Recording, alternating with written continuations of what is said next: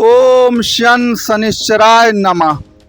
मित्रों, ये शनि के बारे में कहा जाता है कि कर्ता करे न कर सके, शनि करे सो होए, तीन लोक नवखंड में शनि से बड़ा न कोई। तो इस दुनिया में शनि से बड़ा कोई नहीं है। और उसका एक फैक्ट भी है, ग्रहों में सबसे बड़ा ग्रह जो है आपका वो शनिदेव है, और सबसे दूर स्थित ग्रह भी शनिदेव है। तो कहने का मतलब कि शनिदेव दूर स्थित है तो दूर दृष्टि तो वो रखता ही है, और वह विशाल भी है, तो उसकी सोच भी बहुत विशाल है। और याद रखिए, इस दुनिया में सबसे विशाल क्या होता है, वो है सुनामी। तो वही सुनामी आपके लिए जीवन में खुशियां लेकर के आने वाली है। अब ये सब कुछ कैसे घटित होगा, उस सब की चर्चा हम एक एक करके करेंगे। कुंभ राशि के लिए, अब देखिए कुंभ राशि के लिए क्या कहा गया है सन के बारे में, कि धनवान बनने के लिए एक एक कण जुटाना पड़ता है, और गुणवान बनने के लिए एक एक क्षण जुटाना पड़ता है। क्योंकि यही शनि का मेन उद्देश्य है कि अगर आपको धनवान बनना है तो आपको एक एक कण जुटाना पड़ेगा, और यदि आपको गुणवान बनना है तो एक एक क्षण का सम्मान भी करना पड़ेगा। तो वही सब खूबियां जो हैं वह कुंभ राशि में पाई जाती हैं। और यहाँ पर एक दो फैक्ट आप अगर उसको धारण कर लिया आपने शनिदेव के बारे में, तो याद रखिएगा कि जो मैंने कहा है वैसा ही घटित होगा।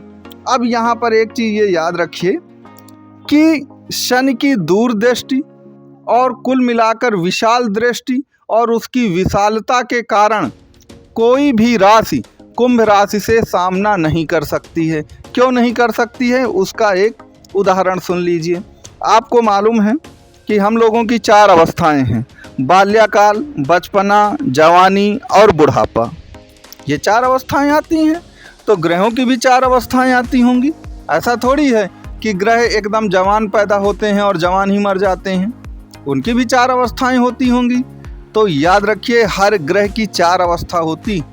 और मैं क्यों कह रहा हूँ कि शनिदेव सुनामी लेकर आ रहे हैं खुशियों की आपके लिए, धन दौलत की, उसका कारण सुन लीजिए।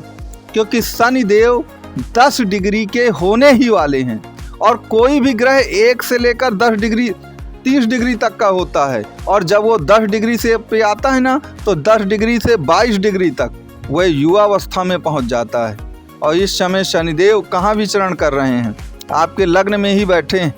तो लग्न का स्वामी जब लग्न में बैठता है, इससे ज़्यादा उत्तम कुछ हो ही नहीं सकता योग।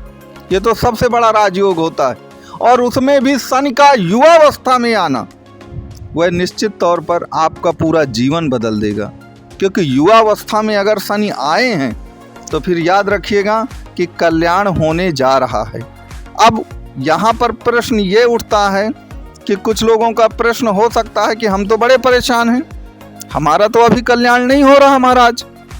तो उसके लिए मैं 2-3 चीज़ें आपको बता दूं कि देखिए, कुंडली जो होती है उसका जब तक आप 180 डिग्री पूरा विश्लेषण नहीं करते, क्योंकि मैं एक चीज़ आपको बताऊं कि कुंडली के राजयोग जो होते हैं वो ये बताते हैं कि कोई घटना होगी आपके साथ, होगी ज़रूर, लेकिन वो कब होगी ये भी तो प्रश्न उठता है।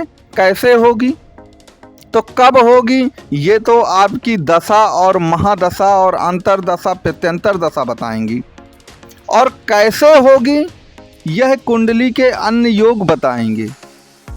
तो कहने का तात्पर्य यह है कि आप अपनी कुंडली में इस बात को देखिए कि कौन सा ग्रह कहाँ बैठा है, कितने योग बन रहे हैं, और दशा अंतरदशा क्या किसकी चल रही है। अगर दशा अंतरदशा बेहद खराब है तो पूर्ण परिणाम पाने में दिक्कतें पैदा होती हैं 100%, आप ये मान करके चलिए। तो अगर हमको पूर्ण रूप से परिणाम पाना है तो हमें पूरी कुंडली का विश्लेषण करना पड़ेगा। आपके सामने ये नंबर दिए गए हैं, आप यदि कुंभ राशि के हैं या किसी भी राशि के हैं तो कुंडली विश्लेषण के लिए आप दिए गए नंबर पे कांटेक्ट कर सकते हैं। तो कुंभ राशि के बारे में बता रहा था कि अगर आपको वो खुशियाँ पानी हैं जिसकी मैं चर्चा कर रहा हूँ, तो 2-3 कार्य आपको करने पड़ेंगे।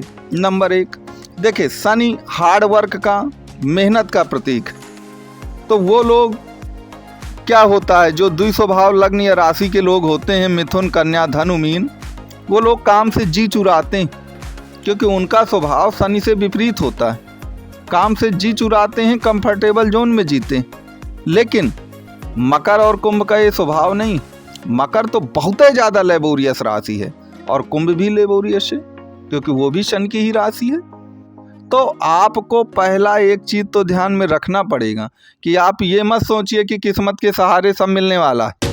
इस तरह की थिंकिंग नहीं रखना चाहिए। दूसरा, शनि ने, आपको मालूम है, शनि दीन और दुखियों के कारक हैं क्योंकि उन्होंने भी बड़े दुख झेले। तो दीन दुखियों के कारक हैं, तो आपको करना क्या है कि अपने जीवन में हमेशा दीन दुखियों की सेवा पर एक आपको ध्यान रखना पड़ेगा।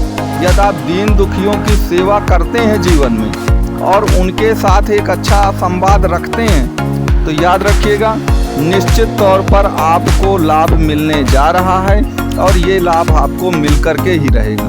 क्योंकि देखिए, कुंडली में लग्न का स्वामी सबसे ज़्यादा इम्पोर्टेंट होता है। यदि आपकी कुंभ लग्न है या राशि है आपकी कुंभ, तो राशि का स्वामी और लग्न का स्वामी यह कुंडली में सबसे ज़्यादा इम्पोर्टेंट स्थान रखते हैं। इनसे ज़्यादा इम्पोर्टेंट भाव कोई भी नहीं होता है।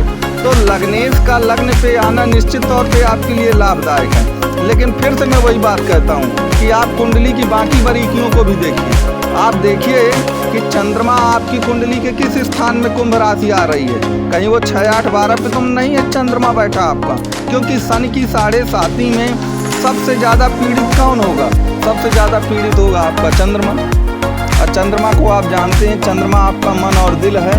तो मन के हारे हार है और मन के जीते जीत है। अगर चंद्रमा टूट जाए और बाकी चाहे सभी ग्रह अच्छे भी हो जाएं, आपको सोने के महल में बिठा भी दिया जाए, आपको सब कुछ मिल जाए, लेकिन अगर सन की 7.5 में चंद्रमा वीक हो गया तो निश्चित तौर पर जीवन का उद्देश्य समाप्त हो जाता है। तो आप इन सब परिस्थितियों का जो एनालिसिस है वह कुंडली को देखें और कोई किसी भी तरह का यदि आप परामर्श करना चाहें तो नंबर दिया गया है, आप इस नंबर पे संपर्क कर सकते हैं। तो कुंभ राशि वालों के लिए 1-2 सलाह ये हैं कि दीन दुखियों के सिवा, वो हार्ड वर्क के सिवा, ये याद रखें कि शनि को सबसे एक प्रकार से बुजुर्ग ग्रह भी कहा गया है, वृद्ध ग्रह। तो आपको हमेशा अपने जीवन में जो भी वृद्ध लोग हैं उनकी सेवा सत्कार हमेशा करना है।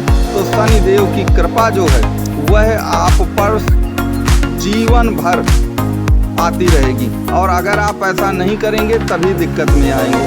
तो इस समय गोचर बहुत अच्छा है, कुंभ राशि बहुत ठीक है। आप ये ज़रूर बताइएगा कि वीडियो आपको कैसा लगा।